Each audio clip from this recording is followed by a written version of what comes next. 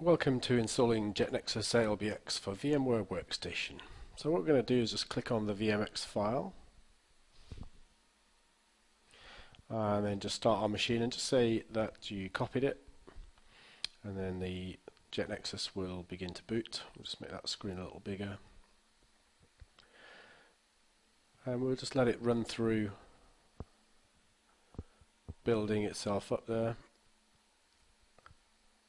And when it first boots up, if it's part of a LAN that has a DHCP server, then it will pick up a DHCP address for ETH0.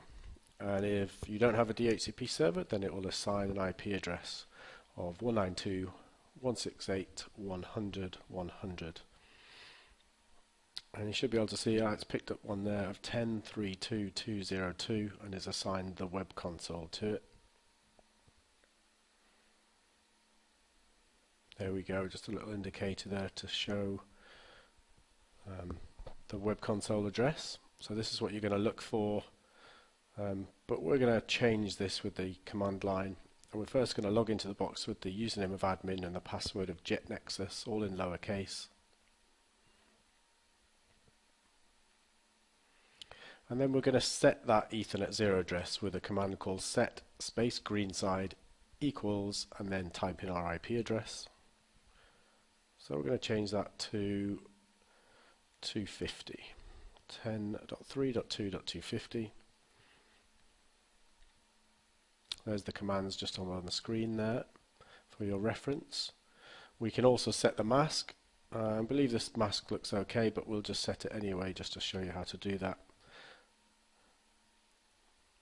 And then we also need to add in a default gateway, especially if you're trying to access the GUI from a subnet that isn't on the same network. So we've got no default gateway there, as we can see by the root command. To add that default gateway, well, first we'll set the mask. So set mask ETH0 and then the mask itself. Here we've got a 24-bit mask. And we can see that set there. And now we'll add the default gateway. So root add default space GW and then the gateway address.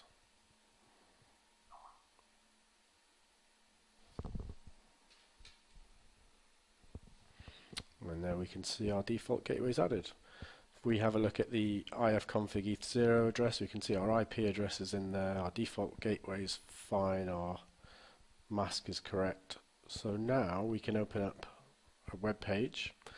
And we're going to go to https :// the IP address that we've just configured, so the 250 address, and then this time it's :27376, which is our web console address. Click continue and then type in the username and password again, which is admin and jetNEXUS.